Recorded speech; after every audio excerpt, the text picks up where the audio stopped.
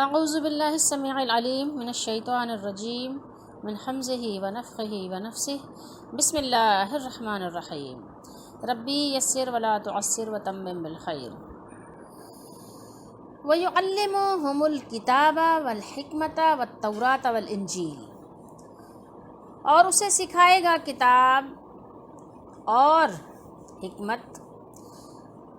اور توریت اور انجیل۔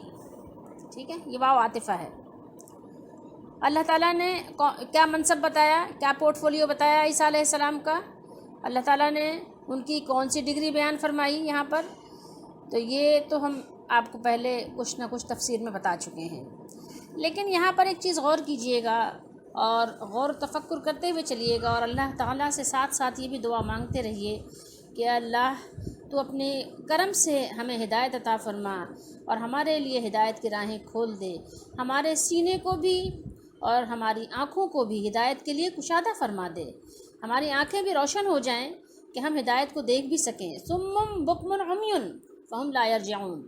تو یہ صم بکم عمی وہ لوگ نہیں ہیں کہ جن کی آنکھیں ہی نہ ہوں،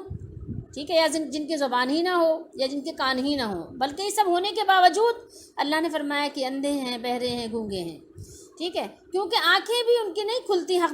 دیکھنے کے لیے، اور کان بھی ان کے حق کو سننا گوارا نہیں کرتے، سنتے ہی نہیں ہیں، کہتے سنو ہی نہیں، سنو ہی نہیں،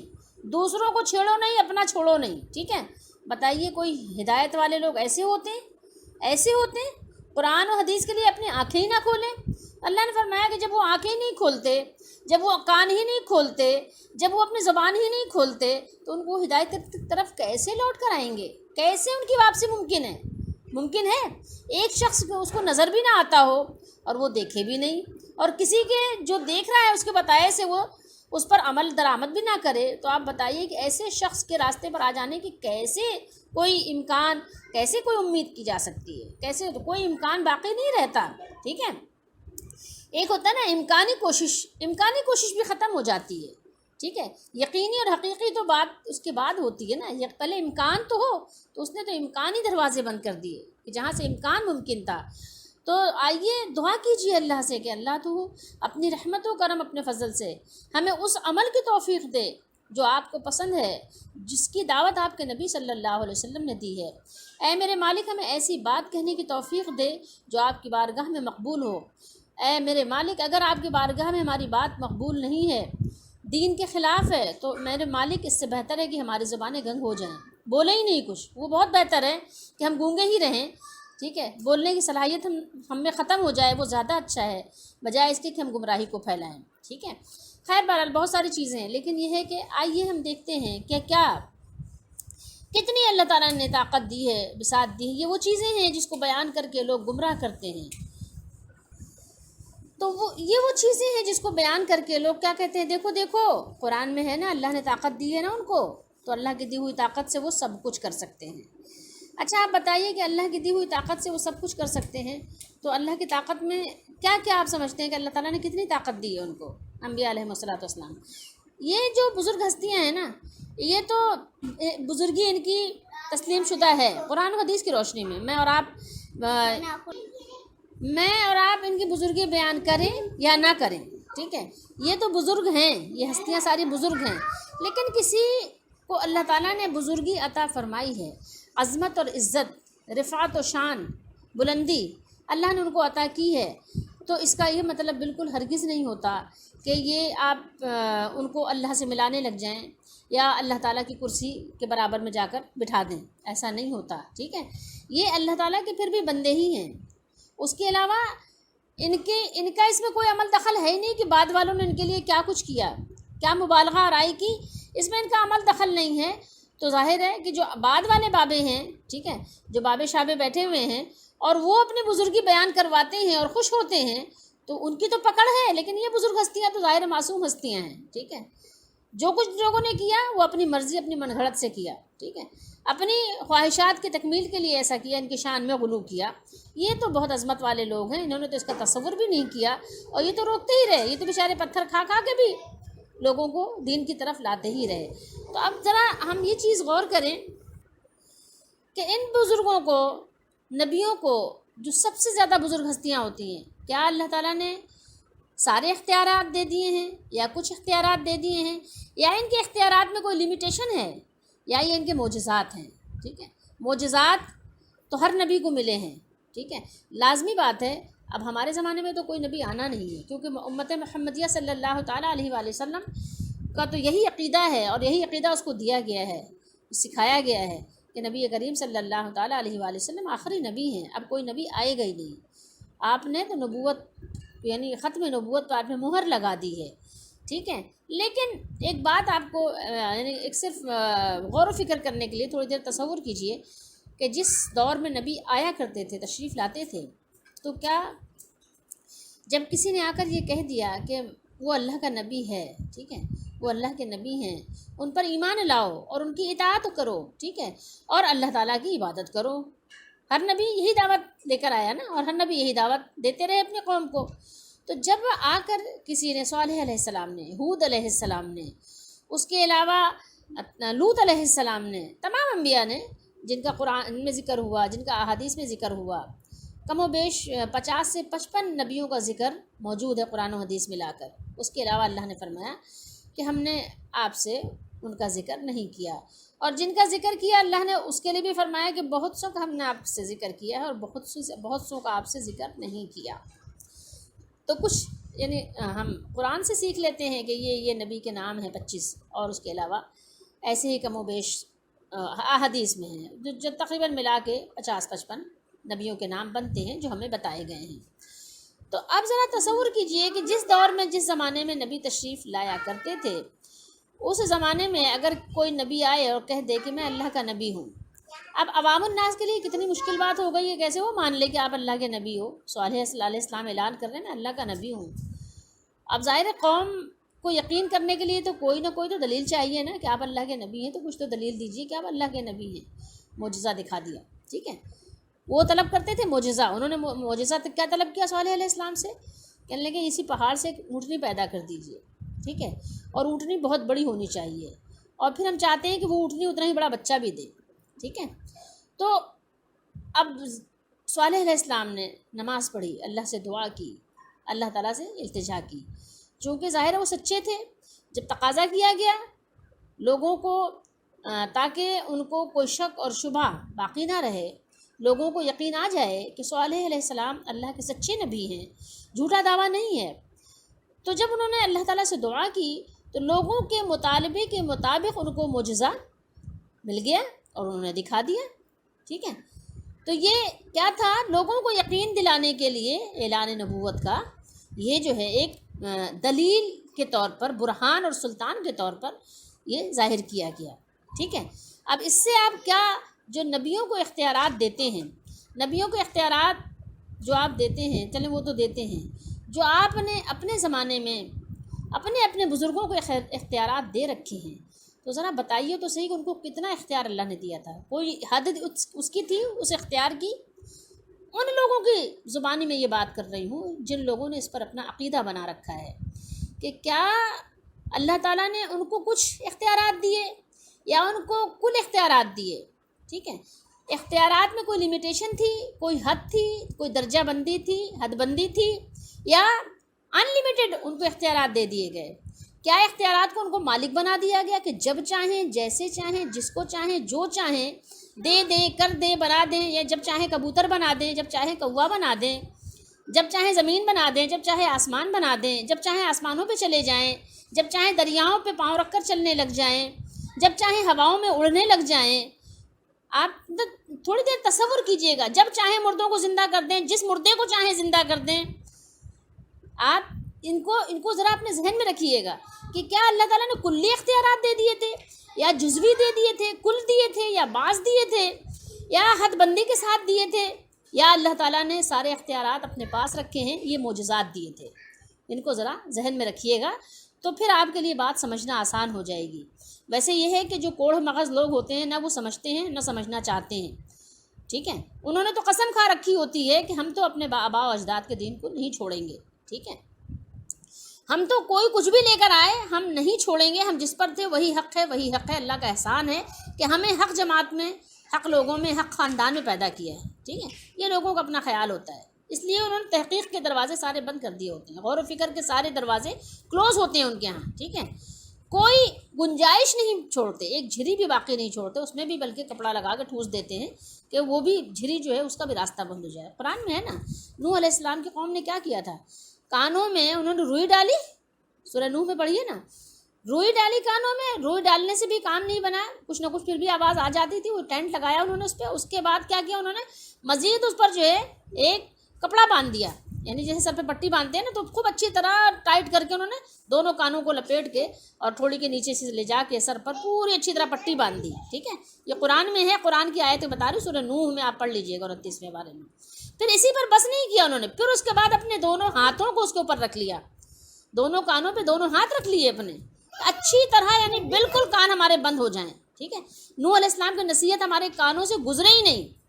یہ حال کرتے تھے۔ پھر اس کے بعد کیا کرتے تھے، نوح علیہ السلام کے ساتھ جو بھی بے ادبی، جو بھی زیادتی، جو بھی بدتمیزی وہ کرتے تھے، ناقابل بیان، ٹھیک ہے، نوح علیہ السلام یہاں تک کہ بے ہوش ہو جاتے تھے، 950 برس نوح علیہ السلام نے یہ عمل ان کے ساتھ کیا۔ تو لوگوں کا یہ حال ہوتا ہے، وہ سننا سمجھنا نہیں چاہتے بالکل بھی،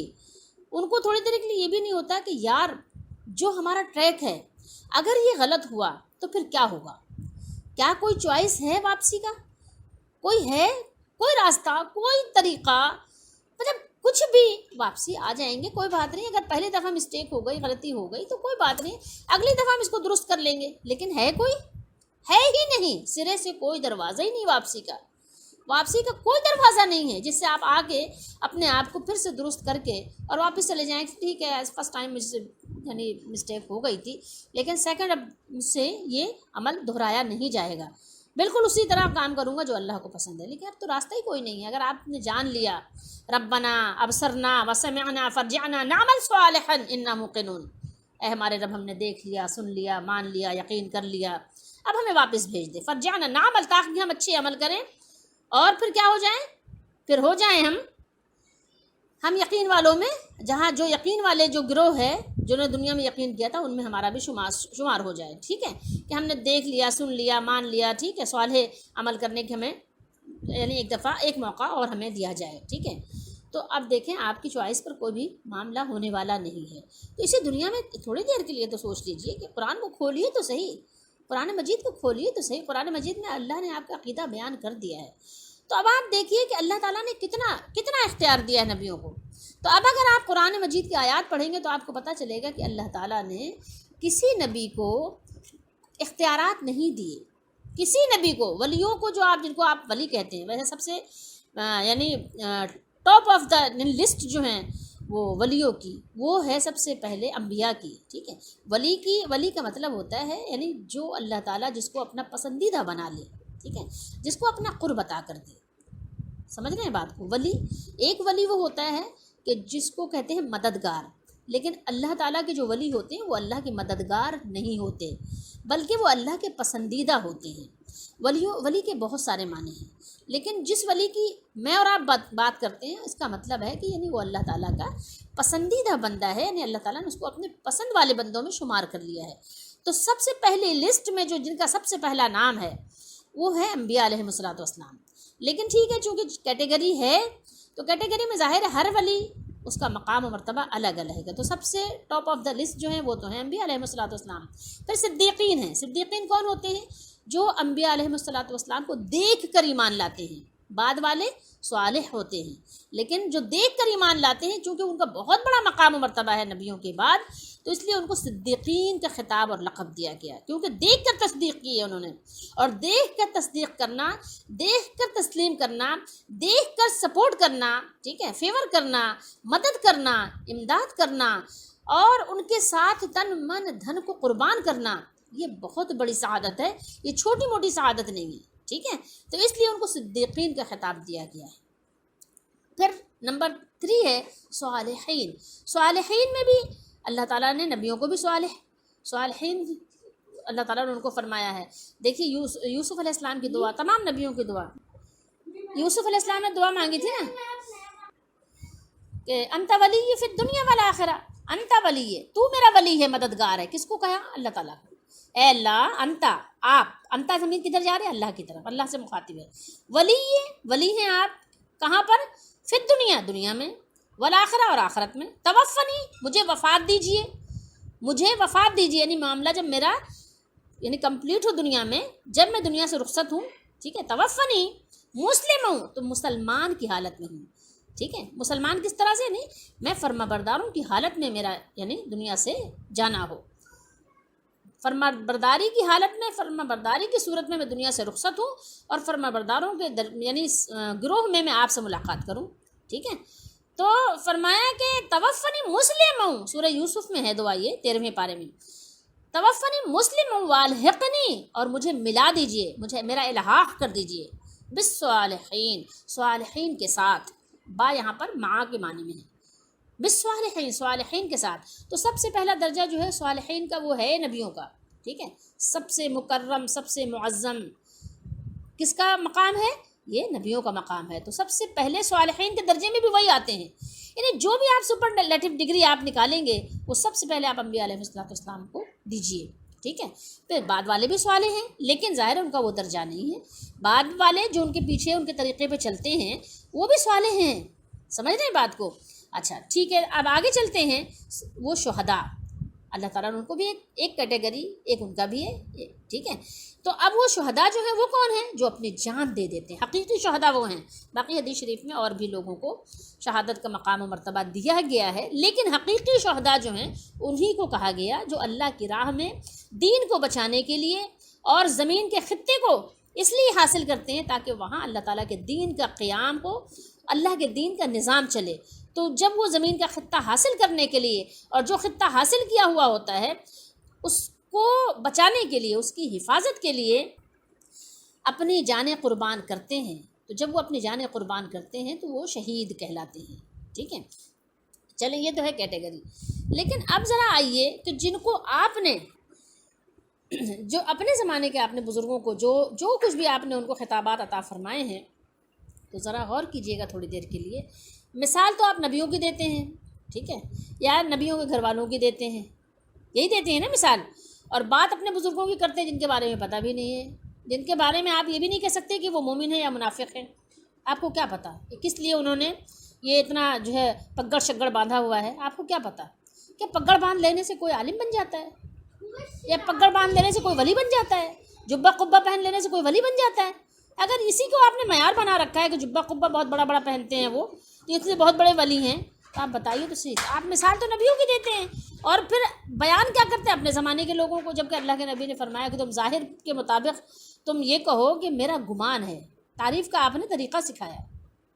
باقی ان کا باطن اللہ کے سپرد، اللہ جانتا ہے، میں اللہ کے معاملے میں کوئی ان کے یعنی وہ نہیں ہوں کہ گواہی دوں، کیونکہ ظاہر ہے میں گواہی نہیں دے سکتی نا، کوئی بھی نہیں دے سکتا گواہی۔ اب اگر ہم کیا ظاہر ہے کوئی رکشہ والا یا کوئی اور بھی کوئی بھی کسی بھی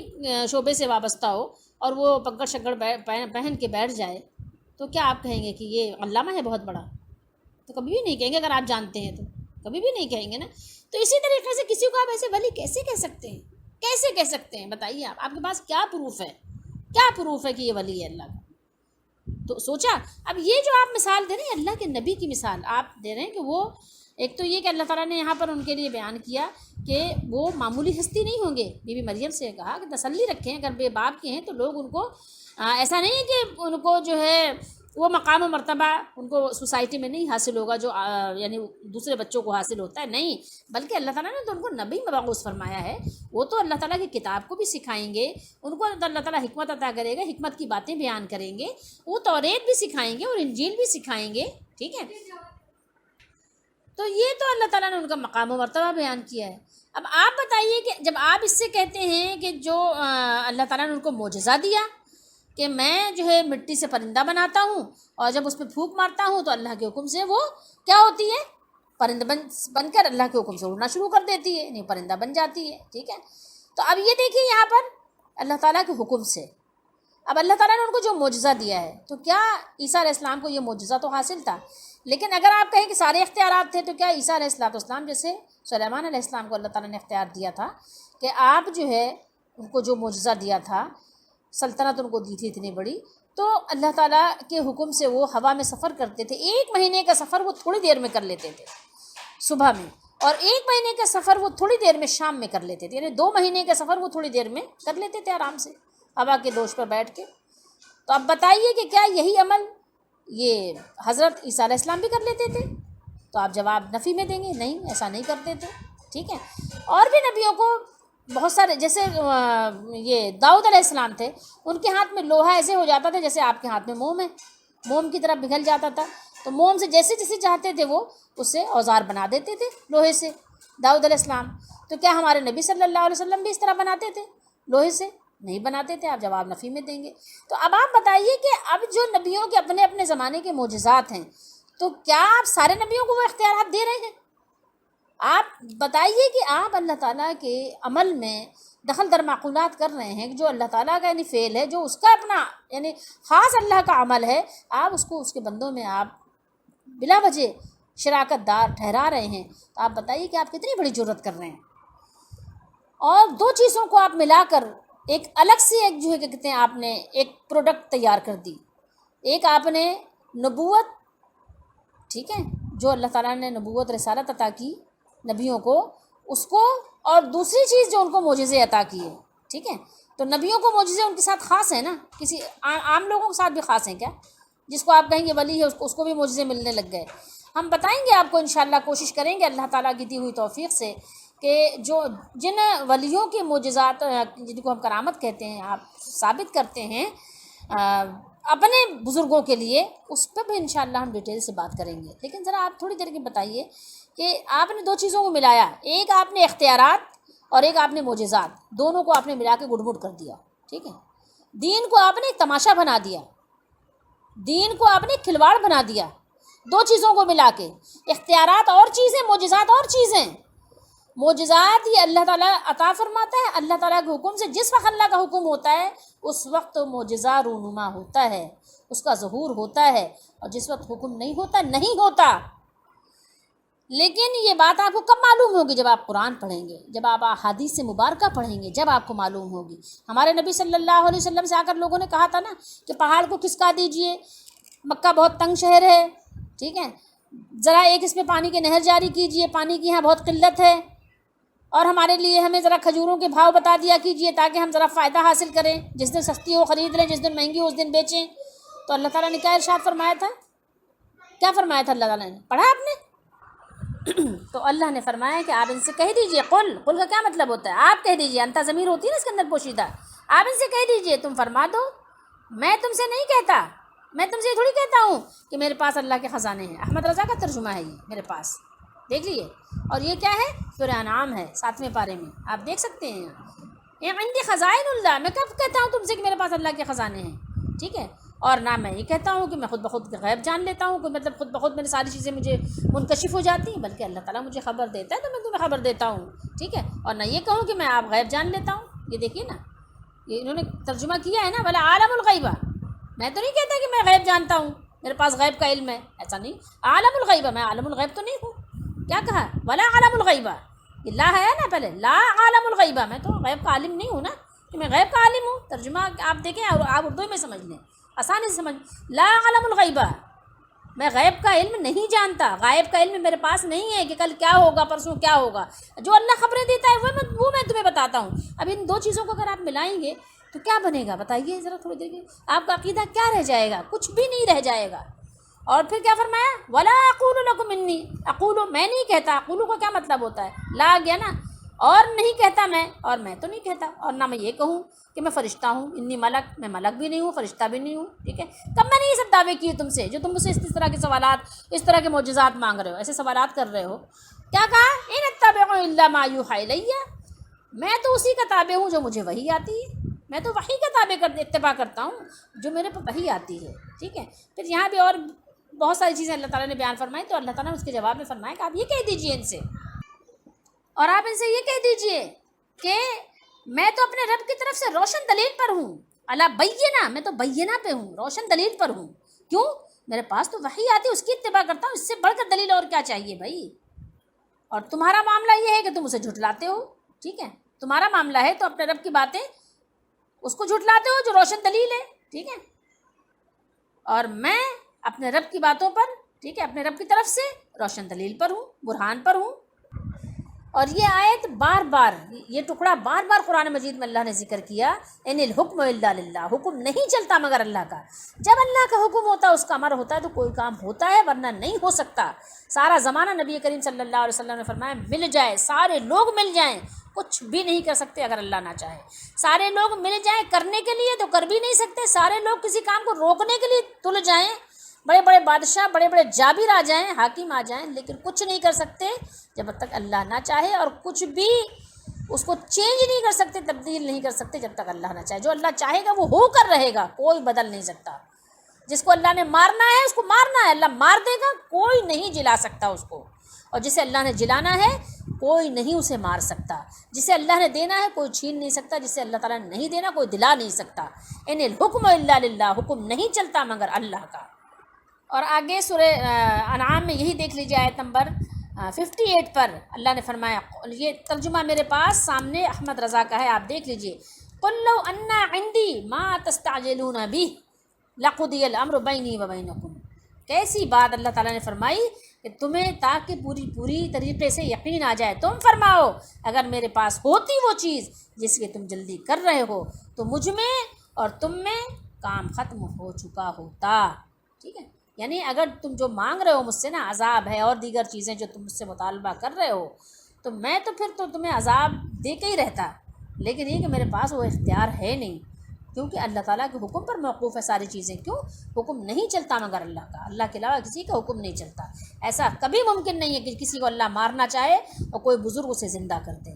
ٹھیک ہے، کسی کو اللہ تعالیٰ حیات دینا چاہے، کوئی بزرگ اس کو جو ہے غصے سے دیکھ کر مار دے، ممکن نہیں ہے، امپاسبل۔ تو اللہ کا واسطہ کہ آپ لوگوں کو دھوکہ مت دیجئے کہ لوگوں کے پاس سارے اختیارات، آپ یہ لوگوں کو مت بتائیے کہ انبیاء کے پاس سارے اختیارات ہیں، اور پھر انہوں نے ولیوں کی طرف منتقل کر دیا ہے، پھر وہ آپ کے بزرگوں کی طرف منتقل کر دیا ہے، جس کو چاہیں جب چاہیں جو چاہیں دے دیں، کسی کو بیٹا دے دیں، کسی کو بیٹی دے دیں، کسی سے ناراض ہو جائیں تو اس کو موت سے ہمکنار کر دیں، اس کو بیمار کر دیں، ایسا بھی نہیں ہے۔ سب سے زیادہ ظلم و زیادتی کا نشانہ کس کو بنایا گیا؟ انبیاء علیہ الصلوۃ والسلام کو۔ کیا ہوتا تھا؟ کیا ان کی قوم مر جاتی تھی فوراً؟ سب سے زیادہ ہمارے نبی صلی اللہ تعالیٰ علیہ وآلہ وسلم کو کتنی اذیت دی احد کے میدان میں، تو آپ صلی اللہ علیہ وسلم نے ان کے لیے بد دعا کی، تو اللہ نے فرمایا آپ چھوڑ دیجئے، یہ جانے میں جانے، وہی لوگ ایمان لے آئے۔ خالد رضی اللہ تعالیٰ عنہ تھے نا سب سے پہلے پیش امیر لشکر، وہی تھے نا کفار کی طرف سے، اور سب سے پہلے آئے تو انہی کی وجہ سے 70 صحابہ شہید ہو گئے تھے نا، لیکن کیا ہوا بعد میں؟ وہی مسلمان ہو گئے۔ اب آپ بتائیے، تو آپ کے بزرگ کو کوئی اختیار نہیں ہے، اللہ کا اختیار چلتا ہے۔ انبیاء علیہ الصلوۃ والسلام کو معجزے دیے جاتے ہیں لوگوں کے یقین کو مضبوط کرنے کے لیے، تاکہ ان کو یقین آئے کہ ہاں یہ اللہ کے نبی ہیں، ہم نے دعویٰ کیا تھا، ہمارے دعوے کے مطابق انہوں نے دلیل پیش کر دی، یہ اللہ کے نبی ہیں، ان کو معجزات دیے جاتے ہیں۔ قُلْ إِنَّ صَلَاتِي وَنُسُكِي وَمَحْيَايَ وَمَمَاتِي لِلَّهِ رَبِّ الْعَالَمِينَ۔ آپ کہہ دیجئے کہ میری نماز، میری قربانی، میرا جینا، میرا مرنا سب اللہ رب العالمین کے لیے ہے۔